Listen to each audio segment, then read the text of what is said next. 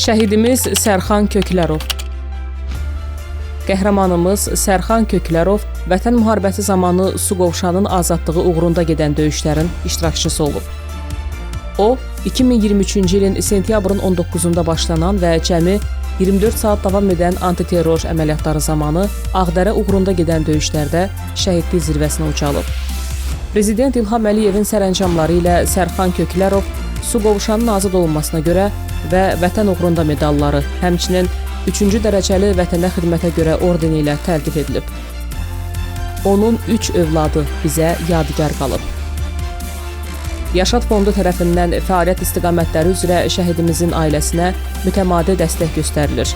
Fondun müxtəlif layihələri çərçivəsində onun övladlarına hədiyyələr və məktəbli ləvazimatları təqdim olunub.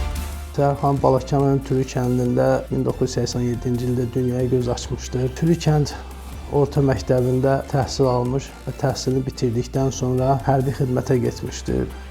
Bu hərbi xidmətdə qayıtdıqdan sonra Azərbaycan ordusu sıralarında xidmət eləmək istəmiş və sənədlərini verib, gedib orada oxuyub. En saylı hərbi hissələrin birində işləməyə başlamışdır. O, 2016-cı ildə aprel hadisələrində iştirak eləmişdir. Ondan sonra 44 günlük döyüşlərimizdə də iştirak elədi. İlk günündən son gününə qədər Azərbaycan ordusu 2-ci Qarabağın müharibəsində zəfər çaldı. Müharibədən qayıdıb evə gələn vaxtı biz ondan müharibə barədə nəsə soruşanda heç vaxt bizə o barədə məlumat vermirdi. O antiterror əməliyyatı barədə özü məlumatları vardı, ancaq bizə heç nə bildirmirdi. Bizdən nəyisə gizlədirdi. 2023-cü il sentyabr ayının 19-cu günü saat 12 radələri olardı. Bizdən telefon açdı, bizdən halallıq istədi. Özünün 3 balasını biz qardaşlara tapşırdı. Dedi, balalarımı sizə əmanət edirəm. Ola bilsin, qayıtmaya da bilərəm. Elə də antiterror əməliyyatında döyüşlərə qoşuldu.